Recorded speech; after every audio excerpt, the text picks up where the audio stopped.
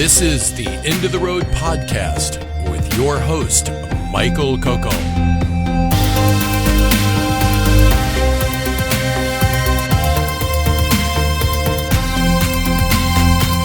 Exploring the horizons we never touch because we're already there. Welcome, and thanks for listening. Tonight we're off to Charlotte by way of Soho with Prashanthi Amarnath. We're embracing as much as we can her new book that's called Embracing Paradox, all about the Tao Te Ching. And that is the question, isn't it? How do you embrace paradox? How does one embrace a book that's based on the premise that the Tao that can be spoken of or written is not the eternal Tao? And that's where Prashanthi's book is a wonderful finger pointing at the moon. 81 practical lessons for embracing this paradox. That's not about a concept, not about an idea, not about an understanding, but a lived reality. And without further ado, here's Prashanthi.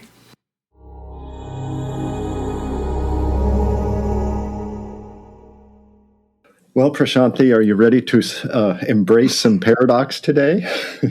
Absolutely, Michael. I was thinking, where do I start today? But this is something that recently came to me when I was reading someone's blog, right? Because I want to start with something that still surprises me when I say it loud.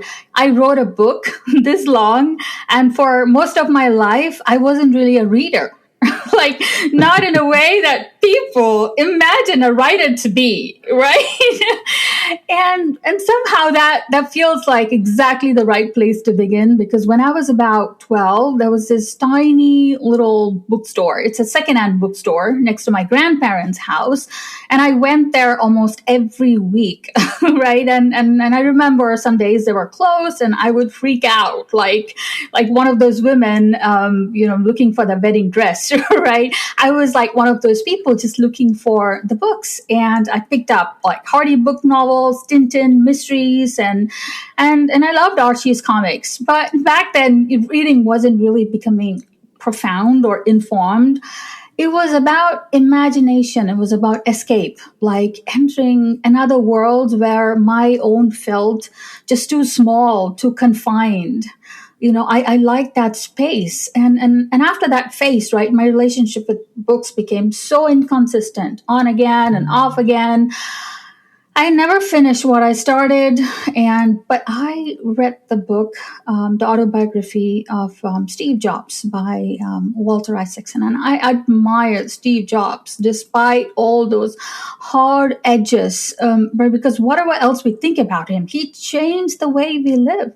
He really did make a dent in the universe. And there was one detail in that book that stopped me. Isaacson mentioned that one of the very few books Steve Jobs held in his iPad, maybe the only one that he kept, that was Autobiography of Yogi. So I bought it and I couldn't read it. I really tried. My mind wouldn't settle. The words just wouldn't land at all. And honestly, at that point, I was like, okay, I'm going to leave this book alone for now. But then recently I picked up the book again and I started reading that book. And it gave a shift in orientation. Like I began to feel more than think. And that was this larger intelligence at play, not something to control, not something to define, but just something that you align with, right? And then I started exploring breath work. I struggled with it. I struggle with meditation. My mind wanders, Michael. I'm so dreamy. I have this entire world living inside my head, where I'm the queen. But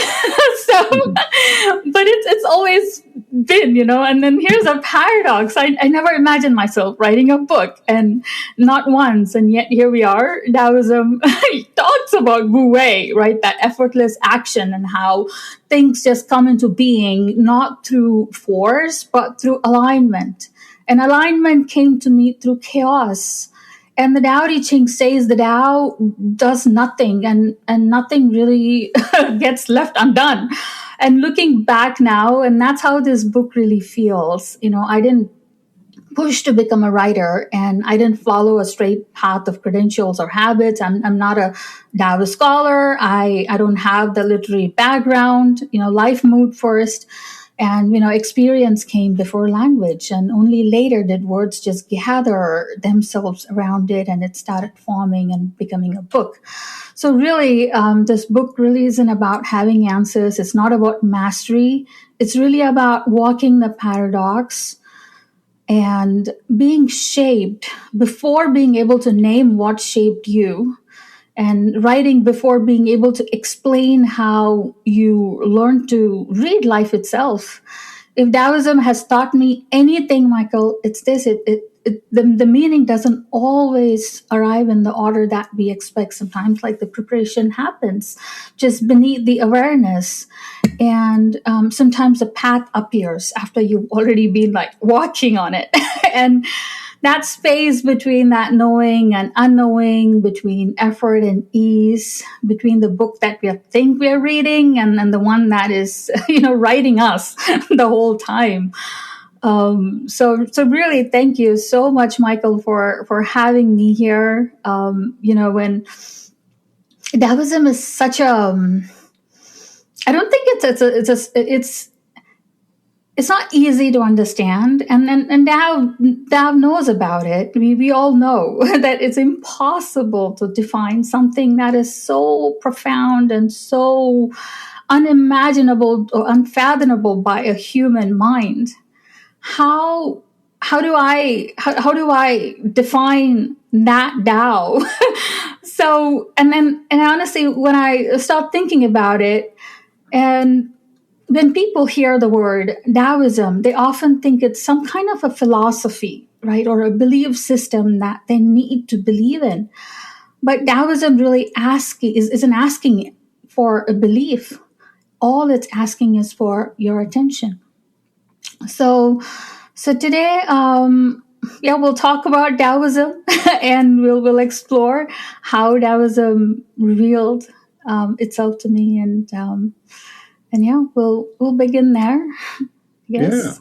Well, I mean, the way you have it set up in the book is so interesting that it's 81 lessons. So it's not so much, it's sort of a path. And it's all about paths, I think. Not only the beginning. Maybe you should describe how your book starts and really how Taoism starts, about the gatekeeper and how Lao Tzu had to address the paradox. Even he had to, you always hear about the Taoism, the Tao that can be spoken is not the eternal Tao.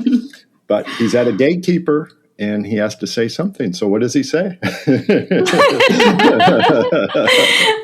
I actually talked about that in the book. I think the first part of my book, I have described about that entire conversation between the gatekeeper and Lao Tzu.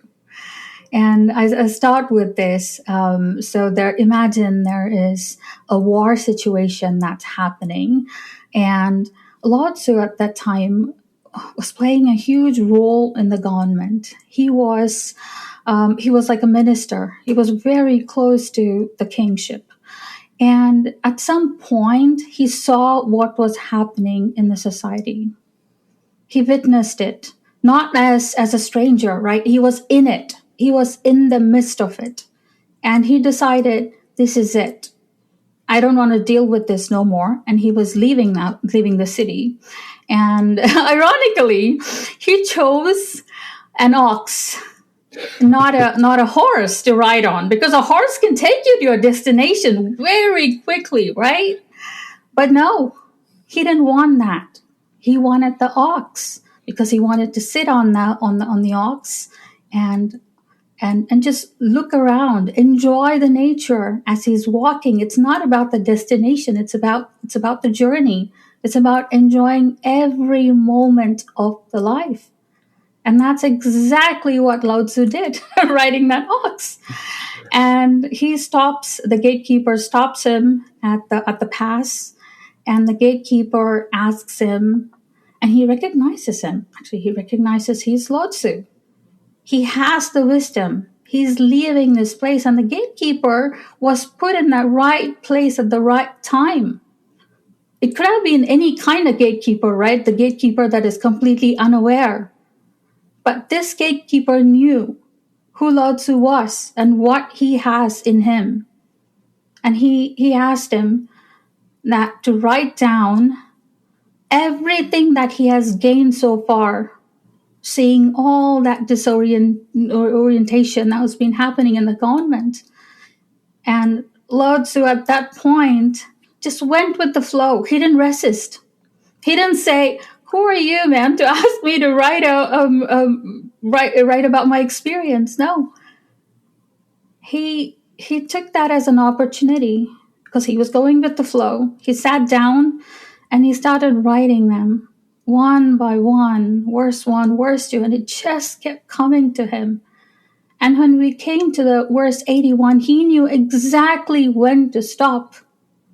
He didn't want to do 82, or he didn't want to stop at 80. It was 81 verses. He wrote it. He knew when he has to stop. He gave them away and he just left. No questions asked. Like, he didn't even ask him for the money. All he needed was that 81 verses that had to come through Lao Tzu during that time when that gatekeeper was in duty. And that's a beautiful play of Wu Wei in itself. And so you have structured the book on similarly 81. How do you want to describe it? It's called Lessons in the book, but it's kind of like, do you anticipate somebody reading these one a day, or how would you envision people working with your book, and by working with it, sort of embodying what the paradox and the Tao is, perhaps? Absolutely. This is a great question. Because as I said, I'm not a reader myself. I wrote this book, and I'm trying to read my own book, and I'm struggling with it. To be very honest, right?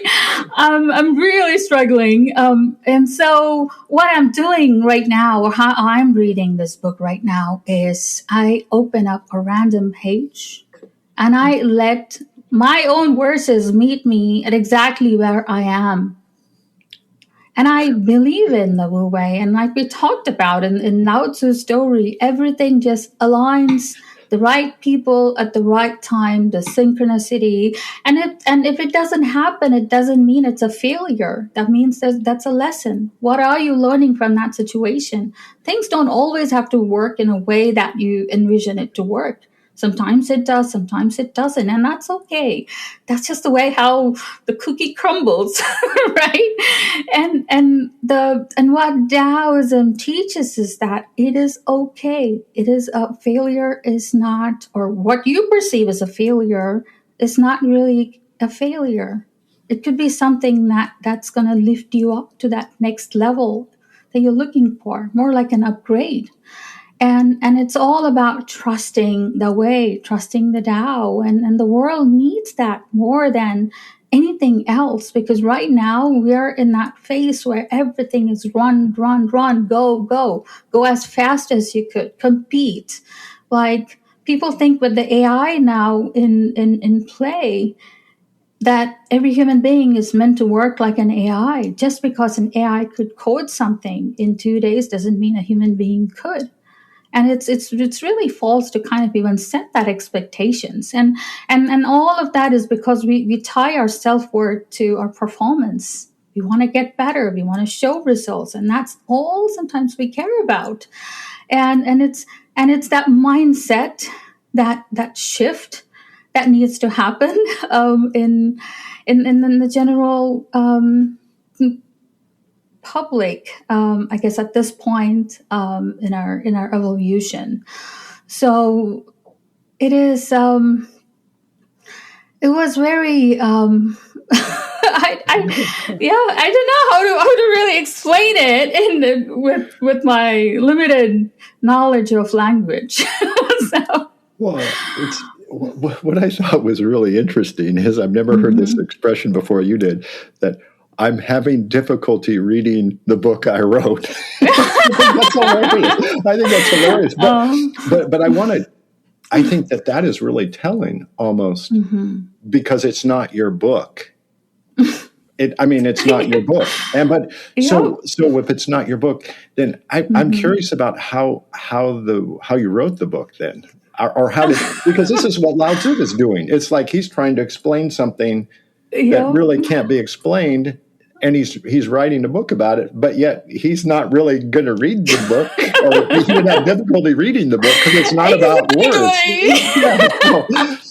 But anyway, I am curious about, just like, how did you, did this come from inspiration, or did you research it, or how did the 81 lessons come to pass? Because a lot of them, I should say, are based upon your own sort of stories. You interweave a lot of autobiographical elements into lessons too about that. Exactly. And then each story I thought was interesting also contains an affirmation, which that's a little bit different than a different flavor of Taoism than maybe I remember, but maybe I'm wrong. I mean, maybe that isn't Taoism, but the affirmation seemed like a more modern thing, perhaps. I don't know. Well, you tell me. All right. It all began when everything was working out in my life, just the way that it should, like picture perfect, like I could just cross off everything. But then I was feeling like I was missing something in my life. And that was at that time, I had a business trip that I had to make to Washington, D.C. I checked into the hotel and everything was working out. And that night I felt so sick, Michael. I couldn't get myself up and I was stuck there in the bed. And I thought that is it. That was my last night of my life. And I don't have a cause for why that happened. But at that point I had a nudge. Something like, I think it was more of a near-death experience. I really didn't put a term or a word to it, but it felt like it. And I think that awakened, I heard someone say, read Tao Te Ching. I don't know what they said or if I understood as read Tao Te Ching. And I was so fascinated by that. And next morning, I wake up and I'm fine. I'm doing okay. And then I go back home and I go to I'm very lucky, very fortunate to have a guru in this life. She's Satya Sai Baba. My grandparents, we follow him, and he's been with me since the day I was born. And we offer a multi-faith prayer to him. And in that prayer, I've been singing that multi-faith prayer since the day I was born, literally. So there was this word that said Rahim or Tao Te. That means you are Rahim and you are the Tao. And at that instant, the Tao just really was like a lightning bolt struck in my head. I was like, what is going on? Like, what is this synchronicity? Is something's going on here? And then I realized, okay, maybe I should read Tao Te Ching. So I started reading Tao Te Ching, like religiously. I would go crazy for Tao Te Ching, morning, night, evening. It doesn't matter. After work, I wouldn't cook dinner sometimes. I would just read Tao Te Ching. I was so inspired by it. I started writing a blog about it, like just myself, like in my own personal computer. I just started writing what I learned from each of those verses. And that whole journey took me 2 years, and it transformed me, Michael, from who I was to what I am. It's like a complete 180. I was very driven. I was a materialistic person back then. I was accumulating wealth. I loved luxury. I still do. But honestly, it was different. Like my attachment, right? That intention behind wanting something, that's what matters. And my intention back then was different because I wanted to be the best. I wanted to be, wherever I go, I want to be the best. I had the drive in me, and that just shifted. That the night that happened, the ego death that happened, or the physical, whatever, like, that experience happened, that changed, that transformed me. And eventually it became a huge 500 page blog that I had sitting in my computer. And I was like, if this transformed me so much, I'm like, why don't I just put it out? And I didn't try approaching any kind of person that would publish my book. The easiest way for me to do was put it in Amazon. And if it has to reach someone, it will. And it's out there, honestly. And I'm doing this podcast because I don't know why. Sometimes it feels that I'm enjoying this whole process of talking about Tao more now that I'm really getting to meet a lot of new people and the like-minded people. Right? You are not always surrounded by the people that you want to be, and through Tao as a medium, I'm meeting a lot of like-minded people, and I guess this is transforming me in ways that I would have never imagined happened to me a couple of years ago before Tao came to me. So I'm loving this process, and I'm very connected now to Tao and to Wu Wei. To me, I am. And that's how the book came into life. So how do you work with the Tao as part of your normal day-to-day activities? I mean, do you have sort of a practice or a discipline associated with it in any way, or is it? I mean, because it sounds like in a way it was blogging and journaling in a way, but is it sort of, have you learned different sort of, do you have a different sort of tools in your bag of tricks now about that perhaps more skillfully work with the Tao? Absolutely. There are so many of these that we could put into practice. Because honestly, meditations and all of them, they work. I'm not saying that they don't. They do. But also, it is what happens after the meditation that matters. How do you move with life? And there are many things that we all come into face to face. You know, when, for instance, illusion, right? When people usually talk about illusion, it sounds very complicated, like you need some kind of a philosophy degree to even like get started. But the illusion actually begins in a very simple way with two small words. I am. Like after birth, that a child learns language, and with language comes this realization, right? I exist, which is very useful, which is very practical. You need to survive. You need to eat. You need to eventually find your shoes. But something subtle happens next, right? The mind doesn't stop at I am. It keeps going. It keeps going like I am this body, I am this thoughts, I am this story, I am my emotions and my past, and honestly, that's where it is like just like that, you know, without noticing, you don't just experience life. We start identifying with it. And that's where that illusion begins, because what we truly are is not the sentence that comes after I am. It's before language, before identity, before labels. There is just being, that awareness, the consciousness, the quiet, the ordinary, present long before the mind even learned how to name things. But once language arrives, we get busy. We get very busy. We start collecting identities.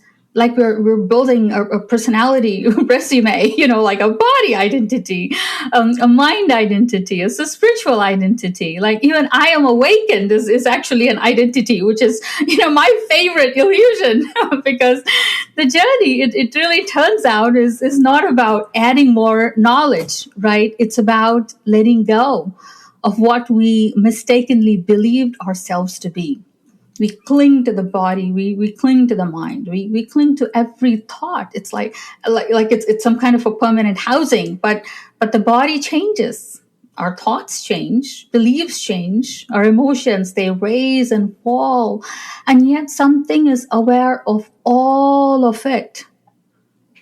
And that's the interesting part, right? The world feels very solid, serious, convincing, but when you really look, it has a dreamlike quality, not meaningless, like not as like a fixed as we assume, but spirituality at its core isn't about escaping the dream.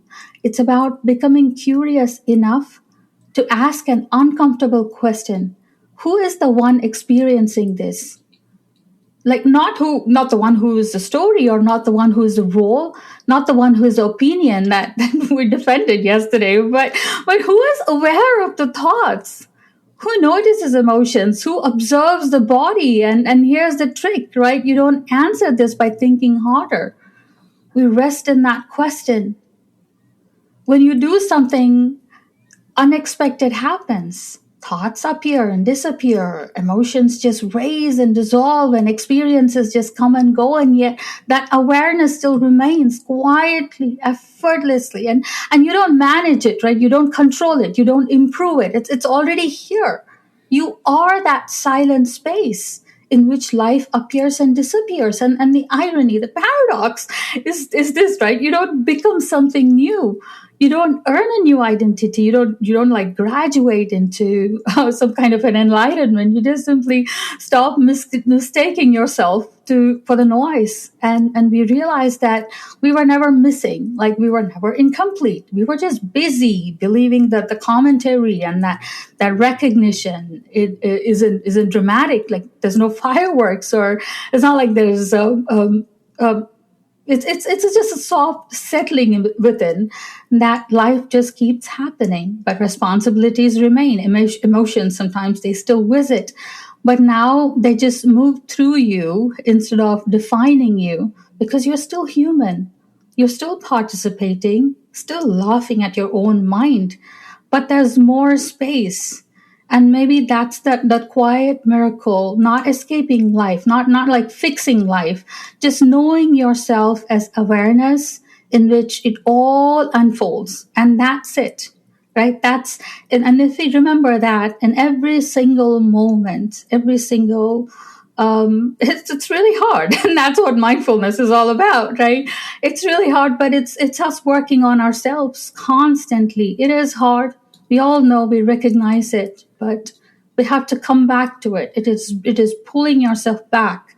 When anytime your awareness shifts and want to do something that is more convenient, and at that point you just pull it back. You pull that awareness back and have a check with it.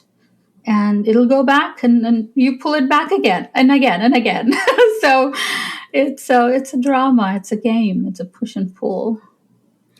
Yeah, I really like the fourth lesson, or the chapter where it talks about the Tao is like a container. And instead of speaking about thoughts and what it is and what it isn't, you talk about fullness and emptiness and containers as the Tao. And to me, that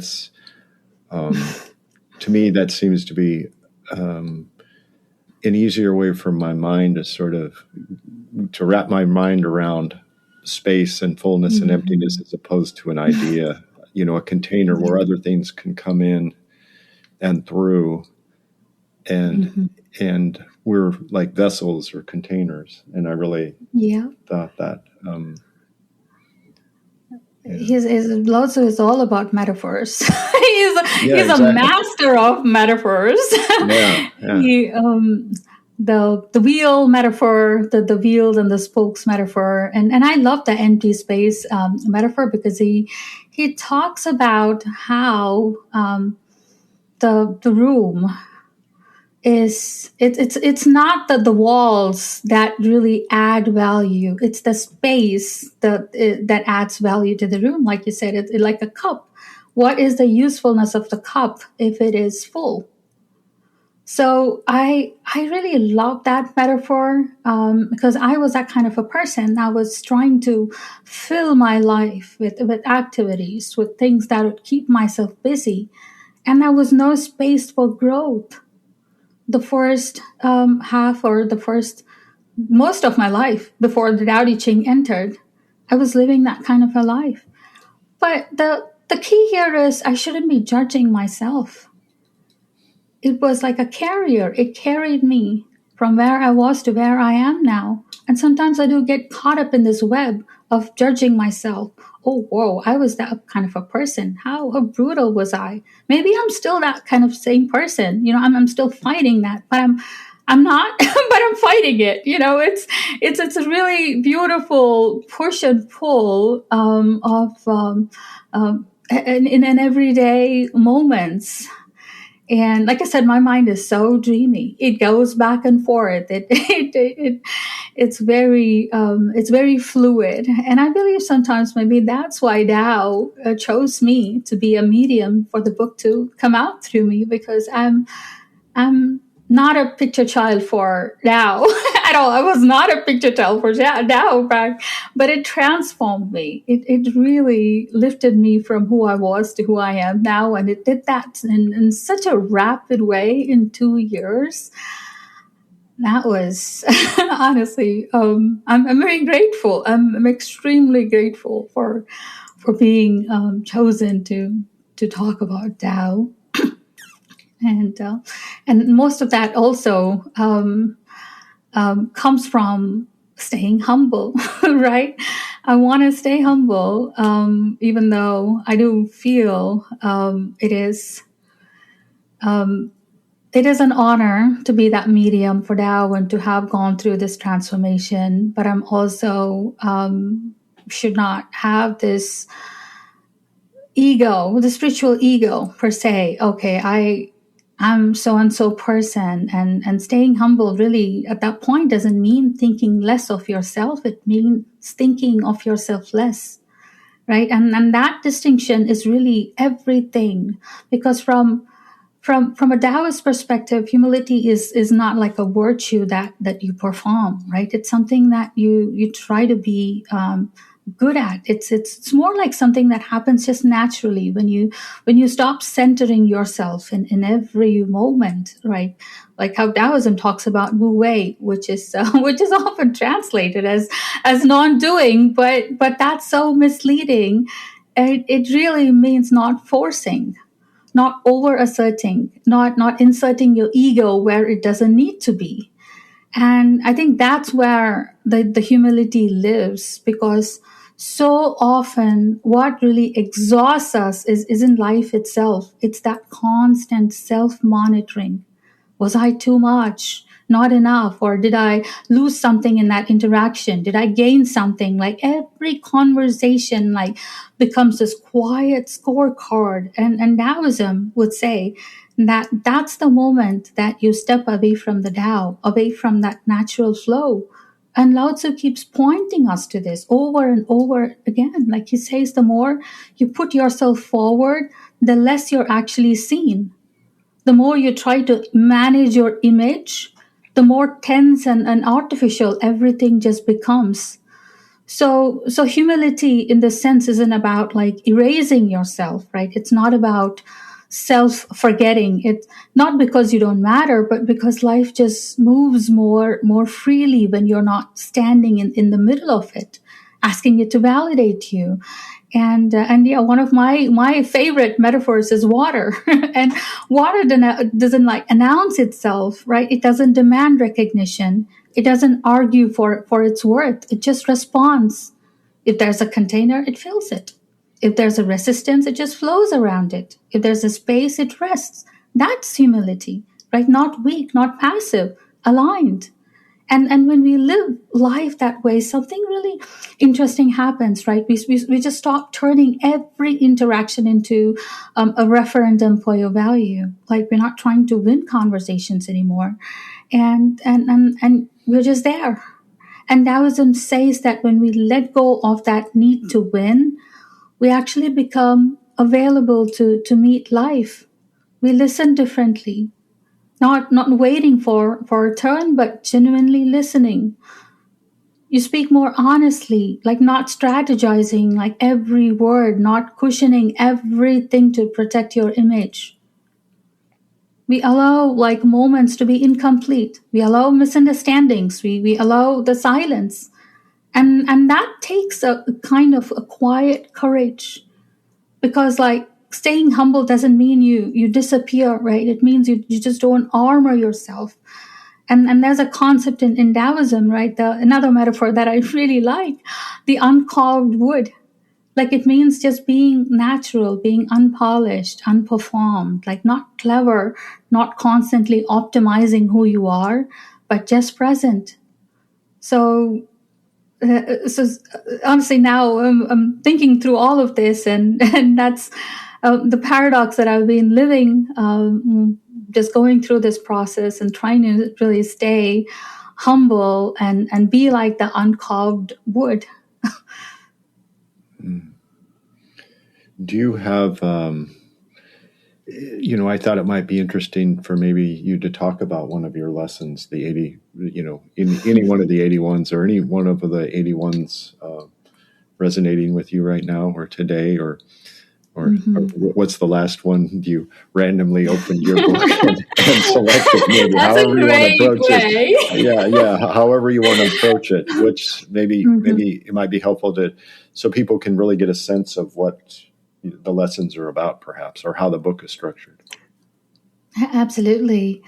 Because this is something I just read this last night before bed. There you go. And I've been thinking, not thinking. Not thinking. You're right. So anyway, so I've been not thinking a lot about reincarnation lately, right? The idea that... Can I say one thing, just so people? Yeah. I mean, I obviously know that you're from Chennai, and and so originally, now you're in this country, so to speak. But so there is when you speak about your heritage, and then you're interpreting or being chosen to speak on a different heritage. I mean, that's what sort of makes the world a very interesting place when different cultures mesh together and get insights. And now we're talking about reincarnation, so this is kind of more like a Chennai. This is more like a Chennai thing than a China thing or an American thing. So okay. I'm sorry. I just had to put that in context a little bit. So I'm sorry. Go ahead and talk. Go ahead and talk about reincarnation. I'm sorry. Thank you. Thank you so much for that. So I've been about reincarnation, right? So the idea that our souls are born again into like different bodies after death has just fascinated us across cultures for thousands of years. Like Hinduism talks a lot about it. Buddhism, like reincarnation, is to them it isn't just a theory, like what happens after we die. It's like a moral framework, the way of saying that what we do here really matters, and that our actions kind of ripple forward in ways that we might never fully see. So my own relationship, right, with this belief has been very complicated. There have been like moments where it felt deeply meaningful, almost intuitive. And then there were moments where doubt would creep in. And sometimes I believe, sometimes I question everything. And I've realized that swinging back and forth might actually be that most human part of that experience, because we crave certainty. We really do. There's something incredibly comforting, right, about a proof that you can point to, like something solid, something undeniable. And yes, there's been research, right? There are stories, there's case studies. I've read them all, and attempts to like really understand what the reincarnation is through science. But the truth is, right, there is no concrete evidence that fully satisfies the mind. And that creates this very uncomfortable tension, right? How do you hold beliefs that feel meaningful, like when we can't prove them? And this is where the teaching attributed to the Buddha that really stayed with me. He used this image. Ram Dass uses this in many of his podcasts as well. And he uses this image of a massive mountain, 6 miles long, 6 miles wide, 6 miles high. And he said, imagine a bird flying over this mountain once every 100 years with a silk scarf in its beak, gently brushing the mountains, right, as they pass. And the amount of time it would take for that silk scarf to wear the mountain away, that he said is how long we've been reincarnating. And when I first heard that, like something just shifted because it explained, not because it explained anything, right? But because it humbled a part of me that wanted answers. The image doesn't solve the mystery. It kind of invites you into it. It quietly suggests that maybe the truth we're searching for is larger than the human mind was designed to grasp. And right?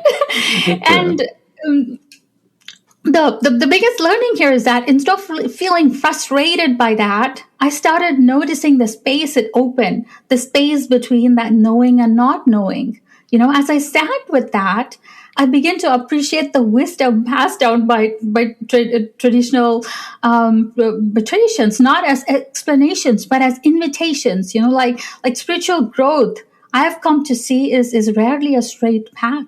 It's always a winding road, one shaped by lived experience, the contradictions, the reflections. And this aligns so beautifully with Taoism, because in the Tao Te Ching, it doesn't ask us to resolve life's uncertainties. It asks us to live in harmony with it. It suggests that embracing not knowing isn't weakness. It is actually wisdom.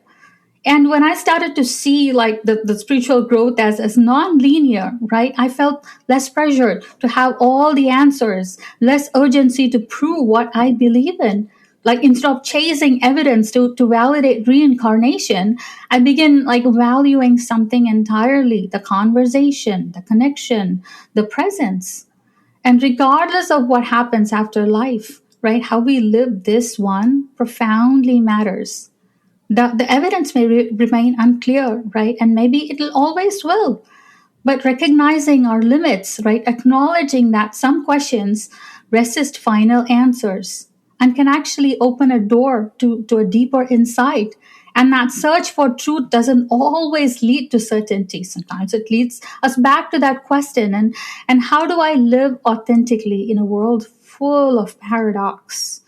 And lately, I've been finding peace not in answers, but in the intention, in choosing compassion, in staying open, and in choosing love.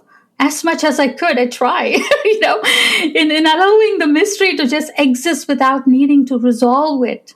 Because the search itself can be heavy.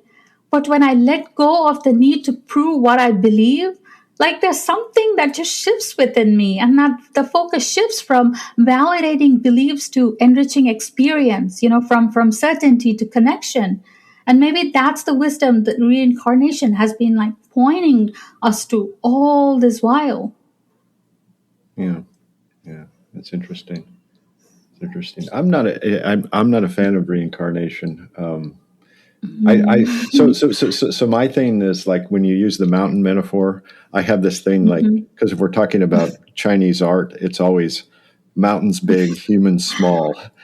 And the whole idea of reincarnation to me is like, it's like, well, then humans are going to keep going back, and it's like we're going to have our same form, and we're in this form, and it's going to come back over and over, and that's such a human thing, and I don't think it has anything to do with humans. I don't even think that we're even alive in the way that we think we're alive. So why, when we die, we would come back as something that we're really not even we're not even to begin with. But anyway, I'm sorry to get off on a tangent there, but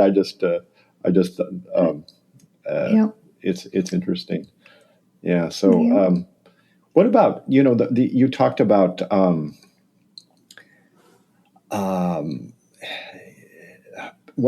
of the things you mentioned is the dual nature of desires. I think that's sort of a theme that goes through some of the lessons in the book. Do you have because you gave some sort of very personal vignettes associated with that in the book, and I was wondering if you could maybe talk about that a little bit. Absolutely. It is the I think it's the worst too that talks about how the contrasts can coexist together, how the desires and the non-desires, how could they coexist together, because they come from the same place. they come from the same Tao that we imagine it to be. And so the metaphor that really came to me when I was sitting with this paradox is, I'm walking up, I'm hiking on a mountain, and I see nothing. I see no greenery around, and I see a small flower, just a wildflower that just pops out of nowhere in a stone. And when I look at it, I see the beauty. I see the beauty of that tiny, beautiful flower in the surrounding surrounded by just plain rocks, and it's about that, seeing that contrast. And if that same flower existed in a flower shop, we wouldn't even look at it twice. Sorry to say, but maybe some people would, but it goes unseen. And that is why that the picture of contrast is so important, because my own life has been a paradox, a picture of contrast. I grew up in India for the first 20 years of my life. I didn't see luxury. We were very, we had our means. So, and I understood what it was like to live that way. And that changed me. And when I moved to the United States, I was just shown what it means to have abundance in life, what it means to have more money than you could ever spend. and I was fascinated by that, and I was more enthralled, and that's what led me to that path and down that spiral road. And I've seen the paradoxes. I've seen the difference between the luxury and the scarcity, and I've lived through both, and that really helped me even to write the book, where every time I would read a verse and I would sit with it, but something pulled me towards writing about my own experience. Because when I started to write the book, I just wanted to translate it. I wanted to read a verse and I wanted to sit with it. I wanted to just read multiple translations that were available, and I would sit with each of them. And at the end of it, I would start writing down what that verse meant to me. And that was what each of those verses would how they came about. So as I was going through that process, something just shifted, and I wanted to write something about myself, like how I had lived. And then that's why I feel I was living in the Tao before I even had a language to explain it. And that I think really it taught me more than any book could have taught. And it was embodying that. It was really living in that, because I'm just an ordinary person doing ordinary work, living an ordinary life, and doing that inner work right inside it. And for a long time, right, I really thought that all of this, the spirituality was supposed to like lift me from the ordinary, like above it, beyond it. Like you're supposed to like just transcend the messiness, the 9 to 5, the bills, the family dynamics, but the occasional emotional spiral. But what I didn't expect was that the path kept turning me back toward the ordinary, towards the emails, towards the routine, towards the work that pays the bills, because towards people who lovingly know exactly how to push your buttons. And at first, honestly, that felt very disappointing, because somewhere along the way, my ego had picked up a new story, right? It said, oh, if you're really doing the work, your life should look different. It should look like more quieter, more aesthetic, probably involving fewer spreadsheets. And I ended up at one of those places where they take pictures of your aura, right? You already know where this is going. They have pictures on the walls, they have examples, and of course they have a chart, right? That apparently even enlightenment needs a grading system. On the top is white, pure, advanced, the spiritual penthouse. And I looked at my picture and it was not white. And I was genuinely upset, like, something just deeply disappointed. And, which is such a perfect moment of clarity, because if you think about it, here I was talking about surrender, wu wei, non-forcing, and all that. But, okay, but why isn't my aura more impressive? Right? Wow. And that was an awakening. That was my ego just wearing a nice spiritual clothing. And then the person there said something so simple, do you know what someone had to go through to get to that white aura? And suddenly, like, everything just went quiet because that fantasy just dissolved. And I didn't actually want that level of suffering. I mean, I didn't want to, anyway. So my ordinary life wasn't really a failure of spirituality. And I think that's when it landed to me, like, this is it. This is life. This is space. This is body. Like, this mind that sometimes wants recognition, certainty, progress, gold stars. But wu wei doesn't mean leaving any of those behind. Wu wei means not forcing yourself into someone else's idea of what the success, what the desire is. It means doing the work you're doing without needing to prove something, like going to your job, caring for people, getting triggered, reflecting, trying again, not to like become special, but to kind of become real. Like, seeing yourself clearly is not glamorous. It's humbling. It's grounding. It removes that fantasy version of who we think we should be. And paradoxically, right, this is where things soften. Because the Tao was never asking us to escape the ordinary. It just moves through it, through the emails, through the conversations, through the exact conditions that we keep thinking that we need to transcend.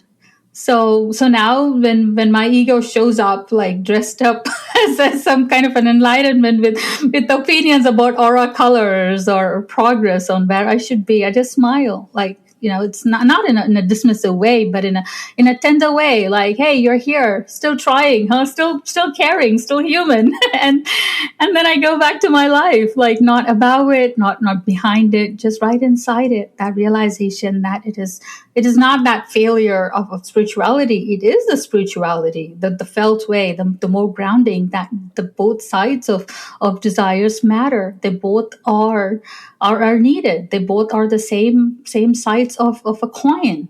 And honestly, that's probably wu wei, right? Not striving to get somewhere, but just staying present. Yeah. Is there anything that you would like to talk about in the book that we haven't discussed yet? About anything about, maybe even future books that you may or may not write, or future activities, or is this just continuing to unfold for you in the container in ways that, or what? How is the wu wei moving in you right now? And have we missed any aspect of it? Yeah, of course. So there's this line in Tao Te Ching, right, that has been undoing me for a while, and it says that the gentlest force can conquer the toughest challenge. That something without the physical form can center even the smallest gaps, right? At first, this sounds very poetic, like nice imagery, but the longer I sit with it, the more unsettling it becomes, because everything that we have thought about strength tells us the opposite. We're told that the power comes from effort, from drive, from really pushing through to resistance and doing more. And the Tao quietly says, no, look closer. Look at water, look at air, look at time. The strongest forces in existence don't announce themselves. They don't strain, they don't dominate, they just persist.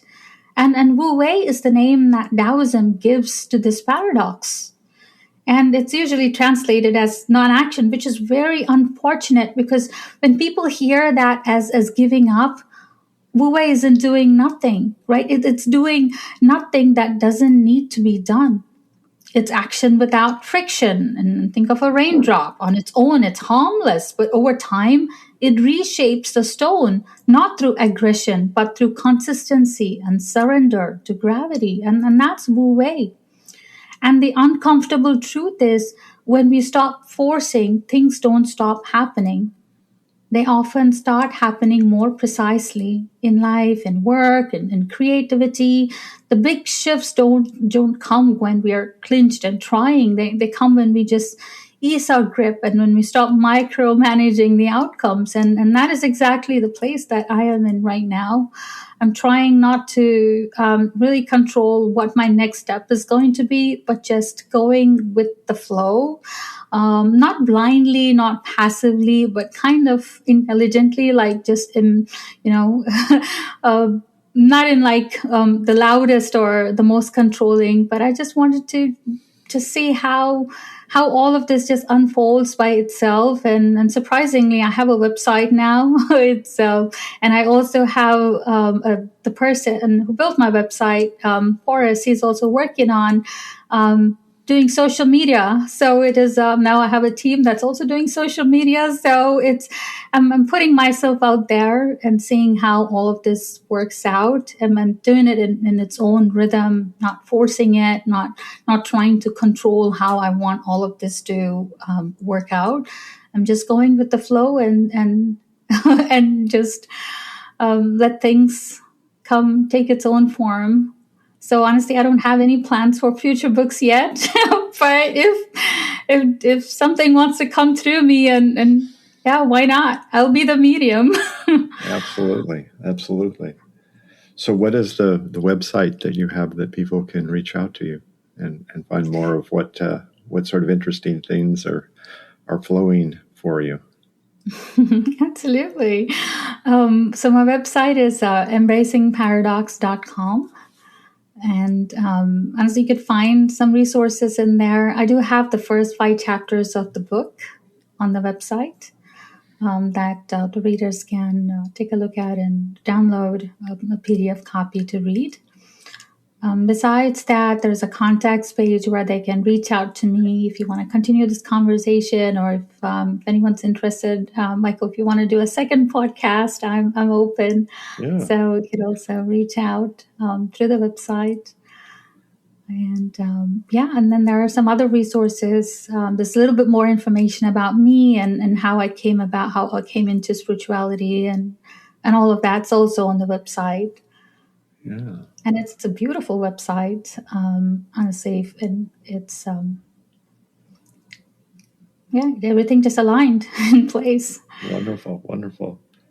Well, you mentioned when we started this podcast, we talk about wedding dresses. You remember the wedding dress conversation? So I have to end it by saying that yesterday, and as you're aware, I'm in Soho with a friend who's going shopping for Indian wedding dresses, and I didn't realize I didn't realize that they're 40 pounds. Those things weigh 40 pounds. It's crazy. I had no idea.